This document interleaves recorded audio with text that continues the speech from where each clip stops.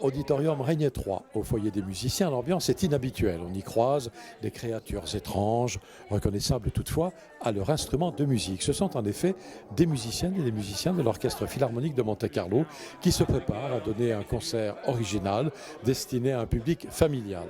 Dans la salle, accompagnés de leurs parents ou de leurs grands-parents, de nombreux enfants sont eux aussi déguisés.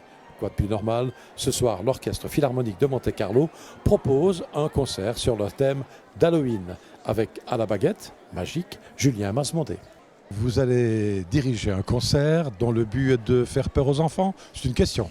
Oui, le but est de faire peur aux enfants, sans aucun doute, surtout de les faire découvrir l'univers fantastique de l'orchestre symphonique, avec des œuvres qui utilisent toutes les ressources de l'orchestre, et puis qui sont aussi à programme, donc qui évoquent beaucoup d'images. Donc en effet des créatures fantastiques qui font peur, des fantômes, des sorcières, et puis aussi des musiques de films, donc comme Harry Potter qu'ils connaissent très bien, et donc ils vont entendre en vrai un orchestre et sentir les vibrations.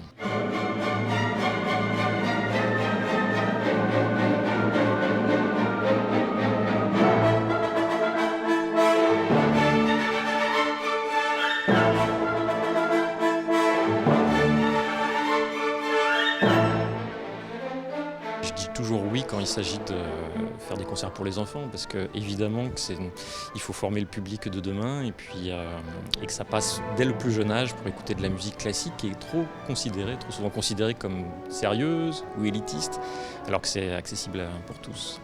Alors, un programme comme celui que vous allez diriger aujourd'hui n'est pas nécessairement un programme facile à diriger. Toutes les 4 ou 5 ou 10 minutes, il faut changer à la fois de rythme et d'esprit, alors qu'on touche Beethoven, on est dans Beethoven pour 50 minutes. Vous aimez ce genre de choses ? Là, on passe d'époques très différentes, d'écritures très différentes.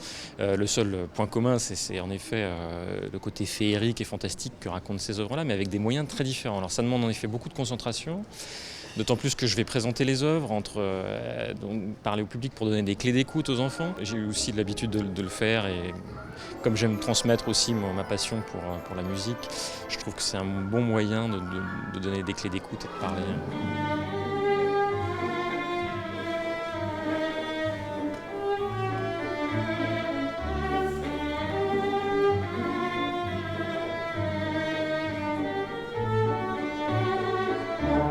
Quelquefois, dans ce genre de public d'enfants, il y a des enfants très jeunes qui n'ont pas l'habitude de rester assis pendant 1 heure. Ça ne vous dérange pas, vous ? Non, il faut accepter ça, en effet, ou même qu'ils applaudissent, dès qu'on fait 1 seconde de silence, ils applaudissent. Donc voilà, en effet, ça demande vraiment une concentration très différente d'habitude, mais c'est aussi, on sent une énergie très positive derrière, d'enfants qui ont envie d'écouter, donc je préfère presque ça à une salle sans émotion.